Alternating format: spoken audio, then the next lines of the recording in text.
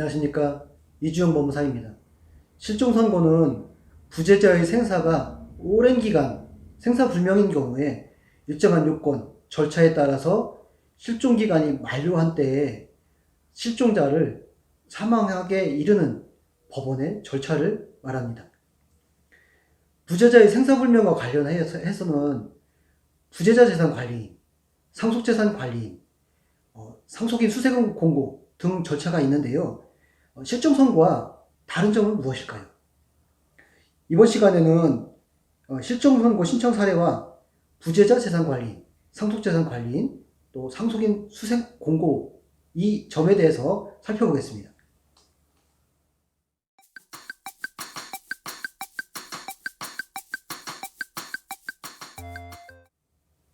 사례를 하나 살펴보면요.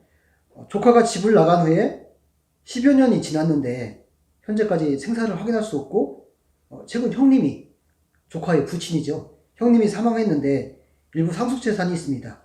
이를 처분하려면 어떻게 해야 할까요?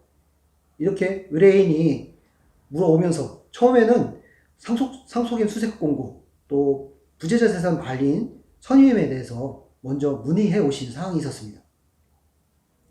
부재자 재산 관리인이란 무엇일까요?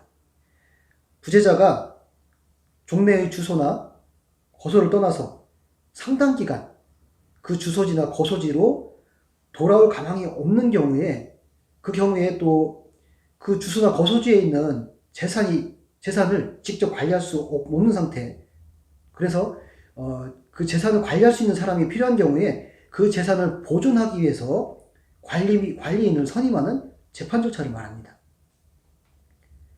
상속재산 관리인이란 무엇일까요? 망인의 상속재산이 있는데 상속인이 누구인지 분명하지 않은 경우에 어떤 경우가 해당할까요? 가족관계 등록부를 모두 조사해서 봤는데 상속인을 발견할 수 없는 경우가 있겠죠. 또 상속인들이 모두 상속을 포기하는 경우가 있습니다. 1순위 상속인 직계비속이고요. 2순위 직계존속, 3순위 형제자매, 4순위 사촌이네, 이렇게 모두가 상속을 포기하게 되면은 다음 상속인이 누구인지 알 수 없죠. 이럴 경우에는 이를 보존하기 위해서, 관리하기 위해서 필요한 것이 상속재산 관리인인 것입니다. 상속인 수색공고란 또 무엇일까요?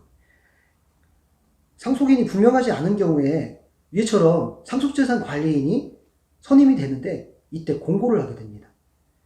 이렇게 공고가 되면 3개월 이내에 그래도 상속인을 알 수 없다, 상속재산 관리인이 상속인을 알 수 없다, 그러면 관리인이 일정한 기간 내에 권리자에게 신고할 것을 공고하게 됩니다. 보통 2개월이 되는데 이렇게 공고를 하게 되면 이를 청산을 위한 공고라고 하는데요. 이에 따라서 상속인들이 없다, 권리자가 없다라고 하거나 또 청산을 했는데도 남은 재산이 있다, 그럴 경우에는 추가해서 1년 이내의 기간을 정해서 상속인이 있으면 그 권리를 신고해라 라고 해서 상속인 수색 공고라는 절차를 거치게 됩니다. 위 사례에서 어떻게 처리가 되었을까요? 저희들은 부재자 재산 관리인도 선임할 수 있지만 그보다는 실종 선고를 통해서 절차를 진행하는 것이 더 합리적이라고 말씀을 드렸습니다. 실종 선고에서 가장 중요한 사항, 법원에서 꼭 보정이 나오는 사항이 있는데요. 부재자가 언제 실종이 되었는지 특정을 해야만 합니다. 그 특정은 몇 년, 몇 월, 며칠까지는 아니더라도 몇 월까지는 반드시 특정을 해야 절차 진행이 가능하게 됩니다. 실종된 날을 기준으로 5년간 생사가 불명이 되면 그 실종 기간이 만료한 시점에 실종 선고를 하게 되죠.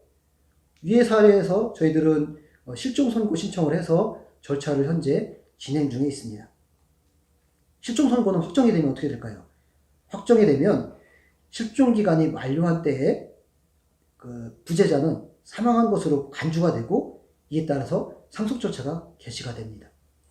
실종 선고는 실종 일자를 특정하는 문제가 가장 중요합니다. 실종 선고와 관련해서 부재자 재산 관리인, 또 상속재산 관리인 등도 문제가 다양하게 연계되어 있고요. 이를 알고 있는 전문가와 상담하는 것이 무엇보다도 중요한 상황입니다. 이상 실종 선고 신청 사례 및 부재자 재산관리인, 상속재산관리인, 또 상속인, 수색의 공고 등에 대해서 알아보았습니다. 감사합니다.